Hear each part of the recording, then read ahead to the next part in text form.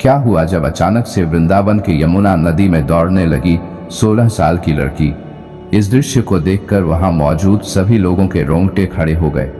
दोस्तों, इस अद्भुत चमत्कार को देखकर आपके भी पैरों तले जमीन खिसक जाएगी। आखिर क्या है इस घटना के पीछे का रहस्य? आखिर कैसे यह लड़की यमुना नदी में दौड़ने लगी? इस घटना के पीछे का रहस्य जानकर आपके होश उड़ जाएंगे। तो इस वीडियो को बिल्कुल अंत तक देखिएगा। वीडियो शुरू करने से पहले अगर आप भगवान श्री कृष्ण के सच्चे भक्त हैं तो कमेंट बॉक्स में जय श्री बांके बिहारी, श्री कुंज बिहारी, श्री हरिदास जरूर लिखिएगा। साथ ही अगर आप हमारे चैनल भक्ति इनसाइट पर नए हैं तो चैनल को सब्सक्राइब कर लीजिए और बेल आइकन क्लिक कर लीजिए। दोस्तों, वृंदावन में यमुना नदी के तट पर कुछ ऐसा देखने को मिला जिसे देखकर वहां मौजूद सभी लोग आश्चर्यचकित रह गए। दरअसल लोगों के अनुसार यह घटना अभी कुछ ही दिनों पहले की है, जब यमुना नदी के तट पर 16 साल की लड़की को दौड़ते हुए देखा गया। जी हाँ दोस्तों, आपने बिल्कुल सही सुना। यमुना नदी के तट पर पानी के ऊपर एक लड़की चल रही थी।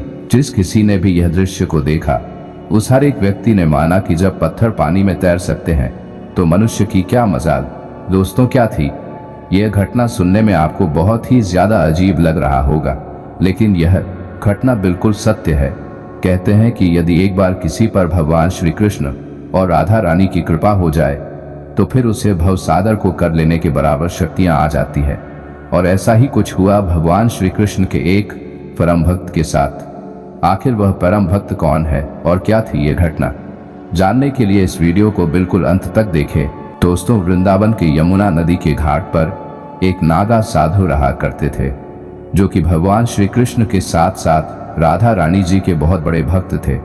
अपने सरल स्वभाव के कारण अत्यंत ही लोकप्रिय थे और दिन रात भगवान श्री कृष्ण और राधा रानी का नाम जपते रहते थे।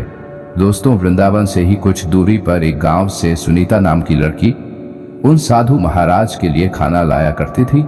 सबसे पहले सुनीता उन्हीं नागा साधु को खाना खिलाती और उसके पश्चात ही बाकी साधुओं को भोजन करवाती थी।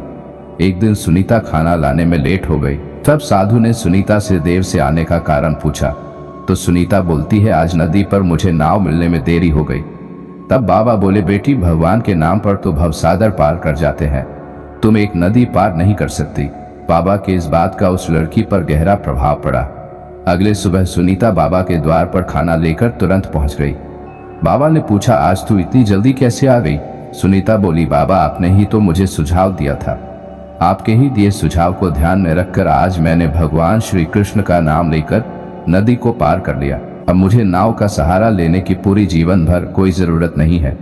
दोस्तों, उस नागा साधु ने सुनीता को भगवत नाम का ज्ञान तो दे दिया था, लेकिन उन्हें स्वयं भी इतने बड़े प्रभाव का ज्ञान नहीं था। उन्हें लगा कि सुनीता उनके साथ मजाक कर रही है।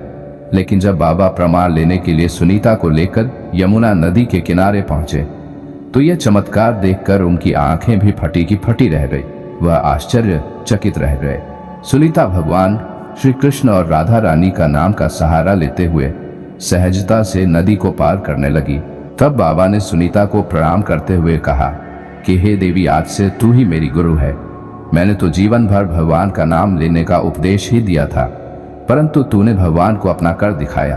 तूने निस्वार्थ हृदय से सच्चे मन से भगवान को पुकारते हुए तूने जो आज कर दिखाया है, हजारों लाखों सालों तक इस बात की चर्चा होगी। अगर कोई भी सच्चे हृदय से निस्वार्थ भाव से भगवान को पुकारता है तो उन्हें सहारा देने के लिए भगवान को उपस्थित होना ही पड़ता है। आज तूने इस बात को साबित कर दिया है। दोस्तों, आपको यह वीडियो कैसा लगा हमें कमेंट बॉक्स में जरूर बताइएगा।